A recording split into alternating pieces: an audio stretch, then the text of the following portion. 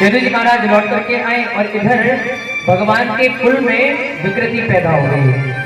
देखो ऐसा नहीं कि पैसा आने से हमें को घमंड हो जाता है, संपत्ति आने से हमें को घमंड हो जाता है, ऐसा नहीं। भगवान के कुल में भी ये समस्याएं आ गई। भगवान के जो वंशज हुए, भगवान की पत्नियों के जो सुपुत्र हुए, जो पुत्र हुए, संतानें हुई, उनके मंदिर अपने पिता का भगवान होने का, अपने पिता का त्रिलोकीनाथ होने का, अपने पिता के ऐश्वर्य का घमंड आ गया। देखो भगवान कैसे हैं, भगवान त्रिलोकी के नाथ होकर के अपने माँ बाप के चरणों में माथा टेक करके प्रणाम कर रहे हैं, और इधर भगवान की ही संतानें अपने पिता के ऐश्वर्य पर अभिमानी बन करके संतों का अपमान करने लगे। तो संत आए ना द्वारिका जी में भगवान के दर्शन करने के लिए, तो आज वहां पर कुछ सखा यानी कुछ बच्चे भगवान के खेल रहे थे, कुछ संतानें खेल रही थी। तो आज जैसे उन बच्चों ने देखा कि हमारे यहाँ संत आ गए, महात्मा आ गए, तो आज उन्होंने ये सोचा कि आज हम बाबा जी की परीक्षा करें। ये संत वास्तविक में संत है या कोई ऐसे भगवान रंग पहन के आ गए। इसीलिए महाराज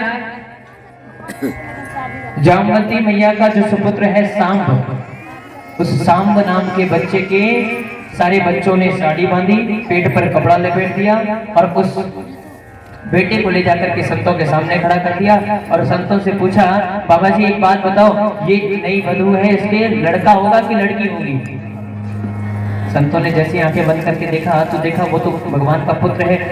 संतों ने कहा, अच्छा हमारी परीक्षा लेने के लिए आए हो, तुम भगवान के वंशज हो और तुम हमारी परीक्षा लेते हो, संतों का अपमान करते हो, तो सुनो, जो पूछने ही आ गए तो कान खोल के सुन लेना। इस बालक के ना तो कोई लड़का होगा ना कोई लड़की होगी, इसके तो लोहे का मूसल निकलेगा जिससे तुम्हारे कुल का विनाश हो जाएगा। संतों ने शाप दे दिया महाराज। जब संतों ने शाप दे दिया तो महाराज संतों का शाप झूठा नहीं हो सकता था। बच्चे हड़बड़ा करके वापस भागे, जाकर के जब बच्चे की उस साड़ी उतारी, जब कपड़े खोले तो महाराज देखा कि उन कपड़ों के अंदर एक लोहे का मूसल निकला। बाबा जी से सलाह ली, यानी यदु जी महाराज से सलाह ली, बाबा जी क्या करें? बाबा जी ने सलाह दे दी, बेटा जाकर के इसको घुसो और समुद्र में बहा दो। आज महाराज सारे बच्चे मिलकर के उस मूसल को, उस लोहे के मूसल को घिसने लगे और जो बुरादा निकला, बुरादे को वहीं समुद्र के किनारे फेंक दिया और जो छोटा सा लोहे के मूसल का टुकड़ा बचा जो घिस नहीं पाया, उसको इन्होंने समुद्र में फेंक दिया, जिसको मछली निकल गई। अब देखो, जो बुरादा बना करके समुद्र के किनारे फेंका था, उससे तो निकली एक एरिका नाम की घास जो बड़ी नुकीली होती है, आग को भी काट देती है। अब धीरे धीरे भगवान के वंश में त्रुटियां आने लगी, आपस में बच्चे झगड़ने लगे, लड़ने लगे, और महाराज जब लड़ने लगे तो लड़ाई इतनी बढ़ गई कि महाराज अब सारे बच्चों में आपस में ही अस्त्र शस्त्र से युद्ध होने लगा। इधर जब युद्ध प्रारंभ हो गया तो भगवान ने अपने पूरे परिवार को लिया, यानी अपनी पत्नियों को साथ लिया, और आज पत्नियों के साथ भगवान पत्नियों को तो अर्जुन के माध्यम से भेज दिया है हस्तिनापुर, और आज हमारे श्री ठाकुर जी जंगल में पहुंच गए रथ को लेकर के उद्धव जी महाराज के साथ सत्संग करने के लिए। देखो भगवान कितने बड़े ऐश्वर्यशाली है, योगेश्वर कहा है भगवान कृष्ण को, कितनी सारी संपत्ति है, कितनी बड़ी संपदा है भगवान के पास, लेकिन भगवान ने जैसे उस संपत्ति को एकत्रित किया है, जैसे उस संपदा को एकत्रित किया है, उसमें समय लिया, ऐसे ही भगवान ने जब उसको त्यागने का समय आया ना तो एक क्षण भी वेट नहीं किया, इंतजार। जैसे ही कुल में त्रुटियां आई, गलतियां आई, गलतफहमियां आई, तुरंत भगवान ने जैसे सब कुछ इकट्ठा किया था सब कुछ छोड़ दिया, एक क्षण नहीं लगाया। भगवान सीधा उद्धव जी को लेकर सत्संग करने के लिए जंगल में चले गए। इधर बच्चे भिड़ने लगे, अस्त्र शस्त्र सब समाप्त हो गए, बच्चे भिड़ते भिड़ते समुद्र के किनारे पहुंच गए। अब जब शस्त्र खत्म हो गए तो महाराज उसी एरिका नाम की घास को निकालकर एक दूसरे पर आक्रमण करने लगे। वो नुकीली घास थी, एक दूसरे का हाथ काटने लगे, पैर काटने लगे, यानी कुल मिलाकर के उस घास के माध्यम से समस्त वंश का विनाश हो गया, भगवान का वंश समाप्त हो गया। भगवान जब गए थे तो द्वारिका से कह के गए थे 7 दिन बाद जल में डूब जाना, वरना ये मेरे वंश के बालक तुझे भी बांट लेंगे। इसलिए महाराज यहाँ वंश का विनाश हुआ, द्वारिका जो थी वो समुद्र में डूब गई। और इधर जो भगवान उद्धव के साथ चले गए थे जंगल में, जो एक मूसल का टुकड़ा बचा था ना जो बच्चों ने समुद्र में फेंका था, जिसको मछली निकल गई, उस मछली को एक मछुआरे ने पकड़ लिया, उसका पेट फाड़ा तो वही लोहे का मूसल का टुकड़ा निकल आया। उस मछुआरे ने घिस घिस करके उसको एक बाण बनाया, बाण बहेलिया को बेचा, बहेलिया उस बाण को लेकर के जंगल में पहुंच गया शिकार खेलने के लिए, और महाराज संतों का शाप लगा था इसी मूसक से पूरे कुल का विनाश होना। तो देखो आज भगवान उद्धव जी के साथ सत्संग करके भगवान लेट गए हैं, एक चरण के ऊपर दूसरा चरण रख लिया है भगवान ने लेटे लेटे। अब जो भगवान के पैर का अंगूठा है वो ऐसे चमक रहा है जैसे हिरण की आंख। वो बहेलिया उस बाण को लेकर के आया था शिकार करने के लिए, उस बहेलिया को लगा कि भगवान का चरण एक हिरण की आंख है, उसने निशाना लगाया और सीधा भगवान के चरण में वो जाकर के बाण लगा। वो बाण लगते ही भगवान के चरण से रक्त निकलने लगा, और जब बहेली ने आकर के देखा तो भगवान से क्षमा प्रार्थना की। भगवान ने कहा प्यारे ये तो मैंने अपनी लीला में तुझे हिस्सा बनाया था, इसमें तेरी कोई गलती नहीं। आज भगवान अपने शरीर को के साथ समस्त लीलाओं को विराम दे करके आज यहाँ से अपने श्री धाम साकेत को पधार गए। बोली गोविंद भगवान की जय। इस प्रकार से भगवान के संपूर्ण यदुवंश का विनाश हो गया। और जब विनाश हो गया महाराज, जो परीक्षित जी थे जिनको शाप लगा हुआ था, जो सुखदेव जी से कथा सुन रहे थे भागवत जी की, तो आज उन सुखदेव जी परीक्षित जी महाराज ने सुखदेव जी का पूजन किया।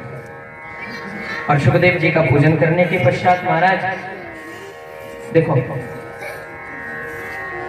भगवान की कथा जो हमें श्रवण हो पाती है, जिसको हम ले पाते हैं, ये बड़ा सौभाग्य का विषय है।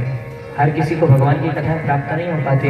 देखो आज भी यही इसी गली के अंतर्गत ना जाने कितने ऐसे परिवार होंगे कि जिनके परिवार के सदस्य अभी तक अपने घरों में बैठे होंगे, जो एक भी दिन कथा प्रांगण में नहीं आ पाए होंगे। क्यों? भगवान की कृपा नहीं है। ऐसा नहीं कि भगवान की कृपा हमें लोगों पे ज्यादा बरस रही है। देखो सीधा सी बात सुन लो, भगवान की कृपा सब पर बराबर बरसती है। जैसे आकाश में से बारिश हो तो सब पर बराबर बरसती है कि नहीं बरसती? उसी बारिश के मध्य अगर किसी ने अपनी छत के ऊपर बड़ा ड्रम रख दिया तो उस वर्षा के पानी से वो ड्रम भर जाएगा, और किसी ने अपनी छत पर छोटी कटोरी रखी है तो वो कटोरी ही भर पाएगी, ड्रम नहीं भरेगा। ऐसी भगवान की रहमत बराबर बरसती है। बस अंतर इतना है कि अपने दिल का पात्र, अपने भाव का पात्र, अपने मन का पात्र हम कितना बड़ा ला करके भगवान के सामने रख सकते हैं, कितना ज्यादा उसमें कृपा भर सकते हैं, वो हमारे पात्र के ऊपर डिपेंड करता है। अगर मान लो उसमें चम्मच ही लाकर रखोगे तो चम्मच ही भरेगी, और ड्रम ला करके रखोगे तो ड्रम भरेगा। कहने का तात्पर्य ये है कि भगवान के सामने नहीं अपने घर के बाथरूम में से उठा करके बाल्टी में मल्ला के रख देना। हाँ, कृपा प्राप्त करने के लिए अपने भाव के पात्र को बड़ा कर लेना। सही बात। भाव का पात्र बड़ा होगा तो भगवान की रहमत जैसे हम पर बरसी वैसे आप पर भी बरसेगी। बड़ा निराला है। चालू भगवान की मंजिल का कोई ठौर ठिकाना नहीं पा पाया, और विशेषकर हमारे ठाकुर जी का। जो मानते हैं वो सब अपना हाथ उठाओ, अपने सामने तक जो फरिश्ते भी नहीं पहुंचाना चाहते, आओ एक बार अपने ठाकुर के चरणों में दोनों हाथ से सेवादारी करते हुए अर्जी करते हैं, और ठाकुर जी कहते हैं क्या?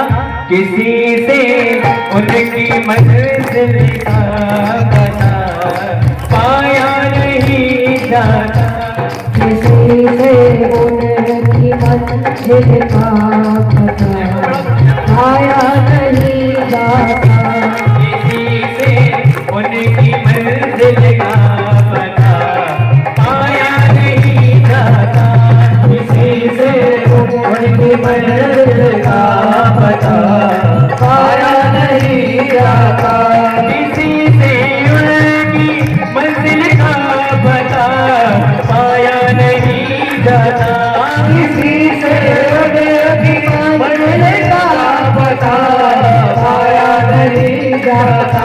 जहाँ है वो, जहाँ है वो, जहाँ है वो फरिश्तों से बाहर पाया नहीं जाता, जहाँ है वो फरिश्तों का बाहर पाया नहीं जाता।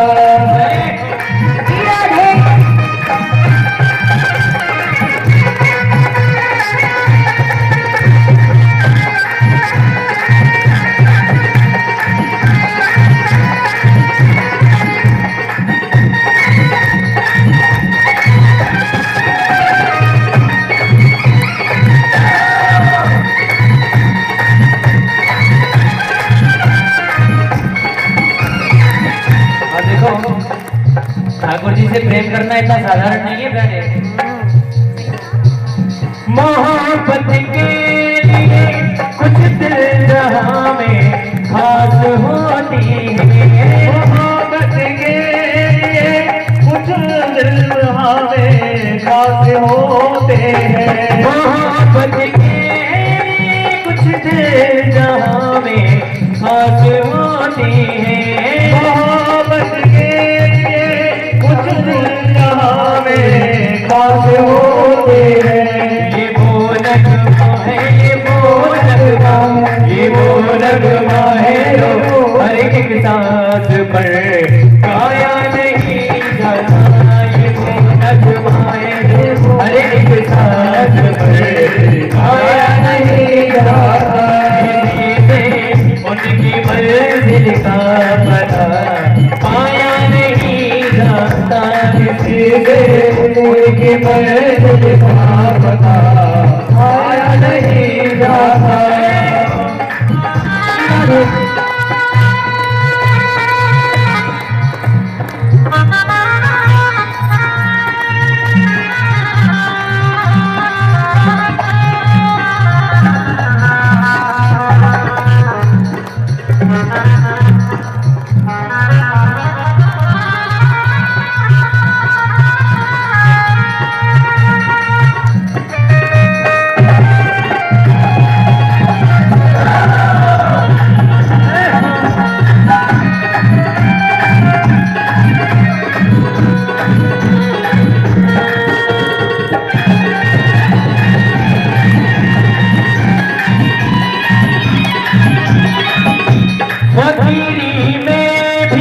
मुझको मांगने से शर्म आती है, मुझको मांगने में शर्म आती है, फकीरी में भी मुझको मांगने में शर्म आती है, फकीरी में मुझको मांगने में शर्म आती है। ठाकुर जी हमारे इस लाइन को सुन रहे होंगे तो वो जरूर पूछेंगे, लाला एक तो अपने आप को फकीर बता रहा है, दूसरा बोल रहा है मांगने में शर्म भी आती है। जब मांगने में शर्म आ रही है तो फिर फकीर कैसा? तो हम भी अपने सामने से कह पाएंगे कि प्यारे मेरा मांगना तो देखो,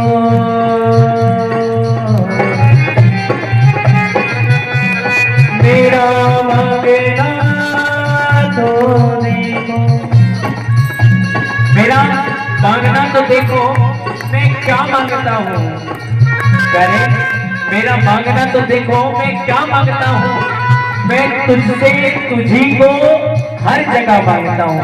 ये क्योंकि उलझ मत दिल बहारों में, बहारों का भरोसा क्या है, उलझ मत दिल बहारों में, बहारों का भरोसा क्या, सहारे छोड़ दुनिया के सहारों का भरोसा क्या। अरे तू नाम का लेकर संभल, किनारों से किनारा कर, क्यों? क्योंकि किनारे छूट जाते हैं, किनारों का भरोसा। और ठाकुर जी मैं तुम्हें देखूं तो देखूं, तुम मुझे मत देखना।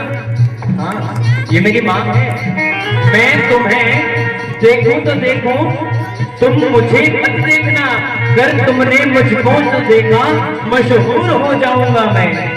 रोना नहीं चाहता, मैं तुम्हें देखूं तो देखूं, तुम मुझे मत देखना, अगर तुमने मुझको जो देखा तो मशहूर हो जाऊंगा मैं मांगू तो मांगू पर तुम मुझे कुछ न देना, क्योंकि अगर तुमने मुझको जो दिया तो आशिक नहीं बल्कि मजदूर हो जाऊंगा मैं प्यारे, इसलिए कुछ मांग नहीं देनी। फकीरी में भी मुझको मांगने में शर्म आती है, फकीरी में मुझको मांगने में शर्म आती है। तेरा होगी तेरा होगी तेरा होगी तेरा होगी, किसी से हाथ अब फैलाया नहीं जाता, तेरा होगी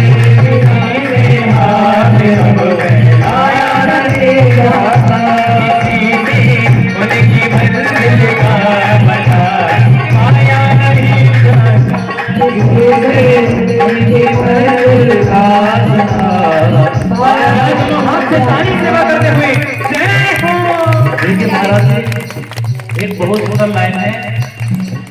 मैं प्रेम का प्याला पी आया, मैं प्रेम का प्याला पी आया, मैं प्रेम का प्याला पी आया, मैं प्रेम का प्याला पी आया, मैं पी आया, मैं पी आया, मैं पी आया, प्रेम का प्याला पी आया, प्रेम का प्याला पी आया। उनकी मंजिल का पता पाया नहीं जाता, उनकी मंजिल का पता पाया नहीं जाता।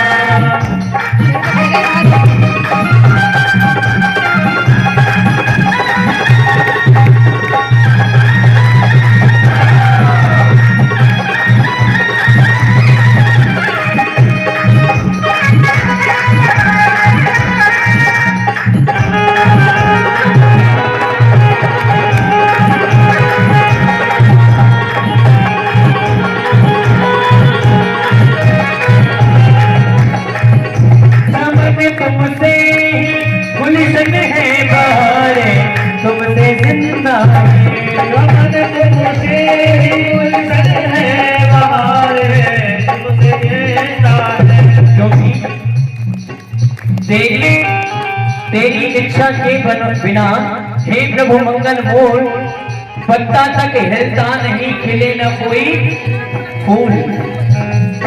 और ये सब जो कुछ होता है वो सब ठाकुर जी की इच्छा से होता है। इसीलिए कहने वाले ने कहा, चमन तुमसे गुलशन है बहारे, तुमसे जिंदा है, चमन तुमसे गुलशन है बहारे, तुमसे जिंदा है। तुम्हारे सामने तुम्हारे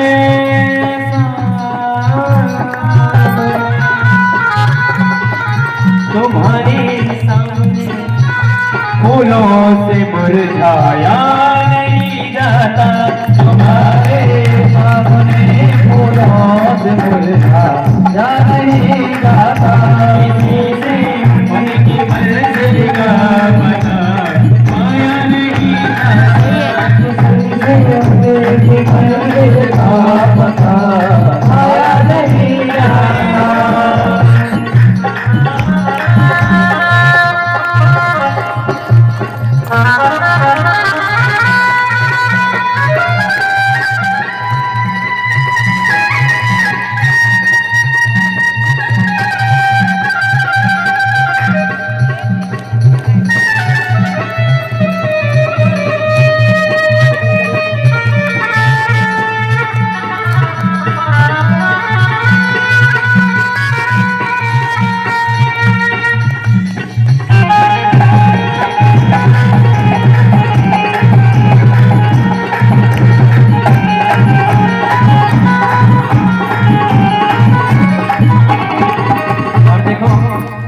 ठाकुर जी मुझसे पूछेंगे ना प्यारे, अगर मेरे अंदर इतनी कमियां है तो मुझसे प्यार करे क्यों बैठा है? तो मैं भी कह दूंगा, रुक जाओ सामने, सुन लो मेरी बात। मोहब्बत की नहीं जाती, मोहब्बत हो ही जाती है, मोहब्बत की नहीं जाती, मोहब्बत हो ही जाती है, मोहब्बत की नहीं जाती, मोहब्बत हो ही जाती है, मोहब्बत की नहीं जाती, मोहब्बत हो ही जाती है। खुसरो दरिया प्रेम का या की उल्टी धार, पार किया वो डूब गया, जो डूबो वही पार, जो डूबो वही पार, जो डूबो वही पार। देखो हमारे वृंदावन की परिक्रमा में एक संत बैठे रहते थे, चाहे धूप पड़े या ताप पड़े, गर्मी हो या सर्दी हो, उन्हें कोई इफेक्ट नहीं, उनके ऊपर कोई असर नहीं होता था। किसी परिक्रमा वाले ने आकर के पूछते, बाबा जी आप यहाँ बैठे रहते हो, आपको गर्मी नहीं लगती, आपको पसीने नहीं आते, आप यहाँ बैठे रहते हो? तो संत का जवाब सुनना कितना आसान है। संत कहने लगा प्यारे गर्मी तो तुम लोगों को लगती है जो तुम बाहर से आते हो, लेकिन हमारे वृंदावन में तो बड़ी प्यारी नशीली और शीतल हवा चलती है। और वो हवा कैसी है कि तेरी खुशबू का पता देती है, तेरी खुशबू का पता करती है, मुझ पे एहसान हवा करती है, तेरी खुशबू का पता करती है, मुझ पे एहसान हवा करती है। अब तो उस राह पर चलना ही नहीं जो राह तुझसे मिलने से जुदा करती है, इसलिए हमें सच्ची करने की कोई चिंता नहीं। मोहब्बत की नहीं शादी मोहब्बत होनी जाती है, मोहब्बत की नहीं जाती मोहब्बत होनी जाती है। ये सोना ये सोना ये सोना खुद भड़कता है, इसे भटकाया नहीं जाता। ये सोना भड़कता है, उसे भटकाया नहीं जाता। उनकी मंजिल का पता आया नहीं जाता, उनकी मंजिल का पता आया नहीं जाता।